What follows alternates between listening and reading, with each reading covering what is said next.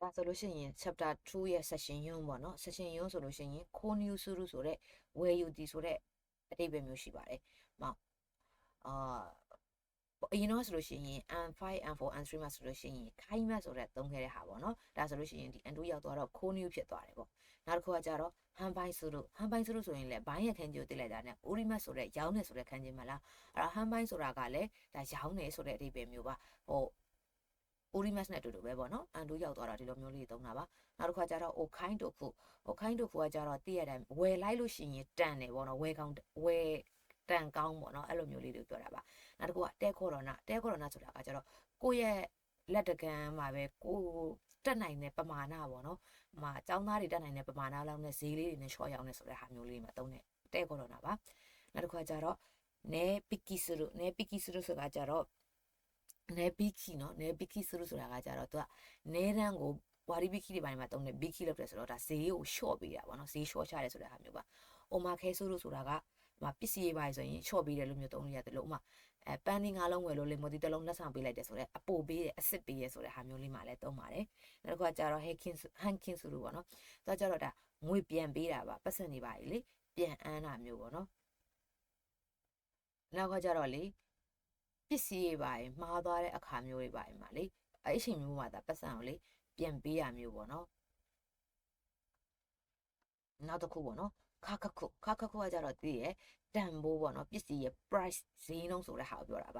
နောက်တစ်ခုကကြတော့ခိုးခါနာအရှိမပြောခဲ့တဲ့ခါကကြတော့ဈေးနှုန်းအရှိကတာခါကြီးလေးနဲ့ပေါင်းလိုက်တဲ့အချိန်မှာဆိုတော့ဒါဈေးနှုန်းများတဲ့ဈေးကြီးတဲ့ပစ္စည်းဆိုတဲ့အဓိပ္ပာယ်မျိုးရှိပါတယ်နောက်တစ်ခုက kinkaku ပေါ့နော် kinkaku ကကြတော့တည်ရဲ့အတိုင်းခင်ကကြတော့ပတ်စံကိုပြောတာပါကခုကကြတော့ပမာဏဆိုတော့ဒါငွေပမာဏပေါ့နော်ဒါမျိုးပြောပါတယ်နောက်တစ်ခုကကြတော့ခက်ကြီးကကြတော့တန်မိုးကိုပြောတာပါ value ဆိုတဲ့အဓိပ္ပာယ်မျိုးပါအပေါ်မှာကျတော့ price ပေါ့နော်ဈေးနှုန်းဆိုတဲ့အဓိပ္ပာယ်မျိုးပါမတူပါဘူးခက်ကြီးကန်ဆိုလို့ရှိရင်ဒါလူတယောက်ကသူ့ရဲ့ဒီသတ်မှတ်ထားတဲ့သူ့ရဲ့တန်ဖိုးအမြင်တစ်ခုပေါ့နော်သူရဲ့တန်ဖိုးသတ်မှတ်တာချင်းမတူကြဘူးလေအဲ့လိုပုံစံမျိုးမှာသုံးတာပါနောက်တစ်ခုကဟင်းကြီးဆိုကကြတော့တည့်ရဲ့အတိုင်းပဲရှီဆုကအရေးအချင်းအရှိရဟင်းကကြတော့ချိနာမွန်တို့ခန်းကြီးနဲ့တွေ့ထားတာဆိုတော့ဟင်းကြီးစုဆိုတော့ဒါအရေးအချင်းပစ္စည်းရဲ့အရေးအသွေးဆိုတဲ့အဓိပ္ပာယ်မျိုးပြောတာပါနောက်တစ်ခုကကြတော့ရှောဟိ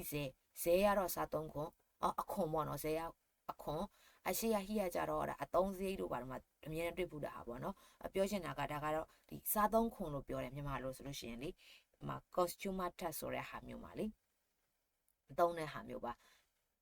နောက်တစ်ခုကကြတော့ auction ဆိုတာကကြတော့ဒါ internet တို့ဘာလို့ကနေပြီးတော့လေလံဆွဲတဲ့ဟာမျိုးကိုပြောတာပါနောက်တစ်ခုကမဲဘုစ်ကမဲရသိတဲ့အတိုင်းနာမည်ကြီးတယ်လို့ဘာလို့ famous ဖြစ်တယ်လို့ဘာလို့မှသုံးတဲ့ဟာပေါ့နော်အဲ့တော့ဘုစ်နဲ့ပေါင်းလိုက်တဲ့အခါမှာမဲဘုစ်ဆိုတာကဒါနာမည်ကြီးတဲ့ပစ္စည်းပေါ့နော်ဒေတာတဲ့ truck ကုန်းဆိုတဲ့အရာမျိုးအတိတ်ပဲမျိုးရှိပါတယ်တခုစမ်းနဲ့တူတူပါပဲနော်ပြီးတော့နောက်တစ်ခုကတိုရီယောဆဲတို့ဆိုတာကကြတော့ဟိုပြောတာပါဒီကိုပစ္စည်းတွေကိုစိုက်ကိုရဆိုင်မှာတခြားသူ့ရဲ့ပစ္စည်းတွေပါလို့တင်ရောင်းတာမျိုးပေါ့နော်ဆိုင်မှာပစ္စည်းတင်ရောင်းတယ်ဆိုတဲ့ဟာမျိုးပြောတာပါဟိုဂိုင်းတို့တော့ကနေထွက်လာတဲ့ data ထွက်ပစ္စည်းတွေကိုလည်းဆိုင်မှာတင်ရောင်းတယ်ပေါ့နော်တိုကျိုမှာရှိရပဲရောင်းတာမျိုးမဟုတ်ဘူးပေါ့အဲ့လိုမျိုးပြောတာပါအာစကာ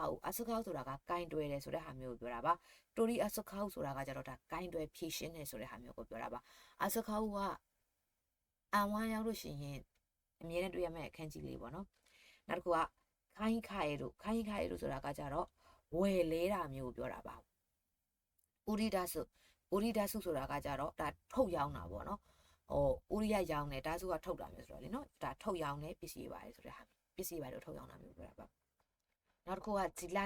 ာချီဆိုတဲ့အတိတ်ပဲကကြတော့သူကလက်ကန်းစာဆောင်ဆိုတဲ့အတိတ်ပဲမျိုးရှိပါတယ် pamphlet တွေပါတယ်လေနောက်တစ်ခုကကြတော့ခီရီတိုရီယာကြတော့ဒါဖြတ်ထုတ်တယ်ဆိုတဲ့အဓိပ္ပာယ်မျိုးရှိပါတယ်နောက်တစ်ခုကပတ်ခုဆူဆိုတာကကြတော့ဒီလေညနာတွေပါတယ်ကို treatment လုပ်တဲ့ဟာမျိုးကိုပြောတာပါဟိုဆိုးဆူဆိုတာကကြတော့ရော်ဆိုးအိုခန်းကြီးလေးနဲ့သူကပေါင်းတာနော်အဲ့ဒါလေးကအထုပ်အပိုးပေါ့နော်ဆိုတဲ့အဓိပ္ပာယ်မျိုးရှိပါတယ်နောက်တစ်ခုက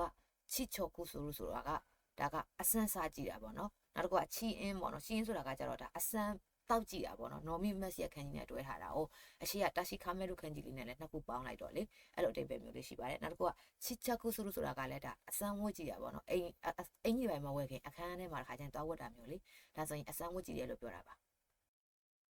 ဝါရီအိုင်းနီဆိုတာကပို့ပြီးဆိုတဲ့အဓိပ္ပာယ်မျိုးရှိပါတယ်နော်ဟောလေပစ္စည်းကောင်းတွေကိုမှပို့ပြီးတော့မှဈေးချွတ်ချွတ်လေးနဲ့ရခဲ့တယ်လို့ဘာလို့ဆိုပြီးတော့သူကနမူနာစာကြောင်းလေးမှဆိုရင်အဲ့ဒါမျိုးလေးတွေကိုပြောပြထားပါတယ်နောက်တစ်ခုက double ကကျတော့ double ဆိုတဲ့အဓိပ္ပာယ်မျိုးပြောတာပါနှစ်ကြိမ်တစ်ခါဝယ်လိုက်မိတယ်လို့ဘာလို့ပေါ့နော်နောက်တစ်ခုကယောစုဆိုတာကနှုတ်ထွက်တယ်ဆိုတဲ့ဟာမျိုးပါသူ့ရဲ့ခန်းကြီးလေးကလည်းလေတကယ်တော့တိုမာရီရဲ့ခန်းကြီးလေးနဲ့တူတူပဲနော်ယောစုလေးကလည်းလ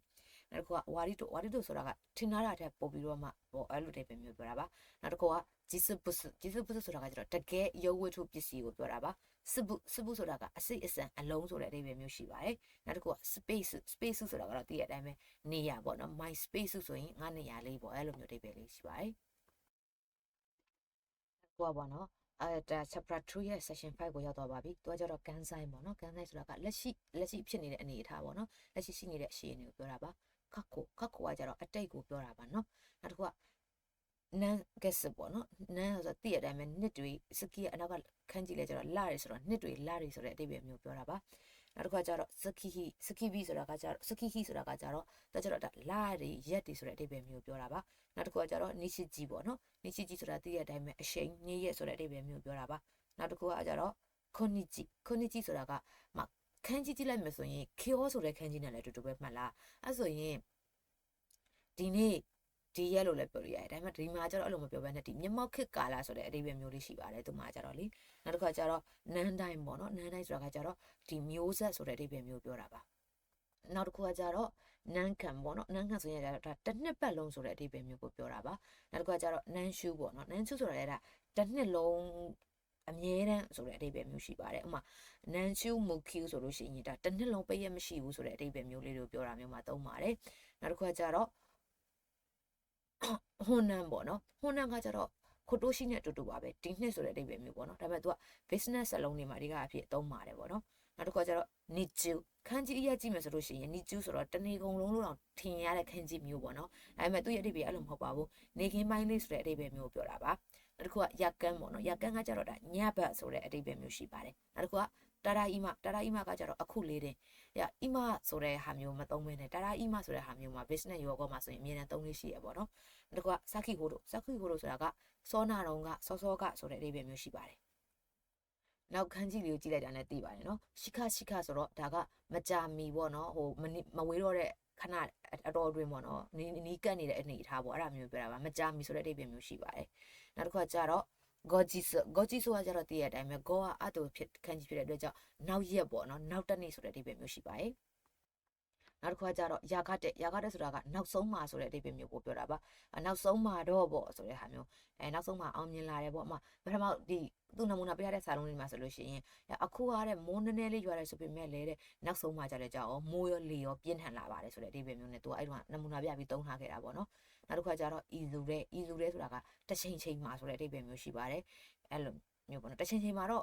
ခလေးတွေလည်းအရွယ်ရောက်လာမှာပါပဲလေဆိုတဲ့ဟာမျိုးပါနောက်တစ်ခုကကျတော့ခွန်းကော့ဆိုတာဟာကအခုကစပြီးဆိုတဲ့အဓိပ္ပာယ်မျိုးရှိပါတယ်နောက်တစ်ခုကကျတော့စုတဲနီဆိုတဲ့အဓိပ္ပာယ်ကလည်းပြီးနှင့်ပြီးဆိုတဲ့အဓိပ္ပာယ်မျိုးပြောတာပါနောက်တစ်ခုကကျတော့အာရာခကြီးမဲ့ဆိုတာကကြိုတင်၍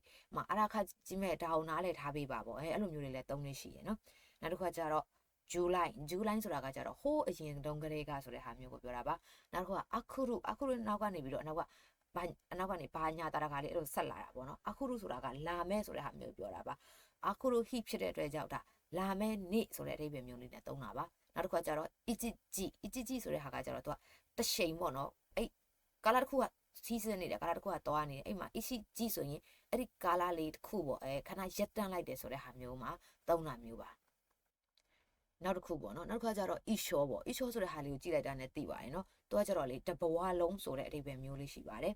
်နောက်တစ်ခုကကျတော့ ANE ပေါ့နော် ANE ဆိုတာကကျတော့ထာဝရဆိုတဲ့အဓိပ္ပာယ်မျိုးရှိတယ်နောက်တစ်ခုက AQN ဆိုတာလည်းပေါ့နော်သူနဲ့အဓိပ္ပာယ်အတူတူပါပဲအမြဲတမ်းပေါ့နော်တဘဝလုံးဆိုတဲ့ဟာမျိုးပါအဲ့လိုအဓိပ္ပာယ်မျိုးရှိကြပါတယ်ဆိုတော့ဒီနေ့ကတော့ chapter 2ရဲ့ဟာလေး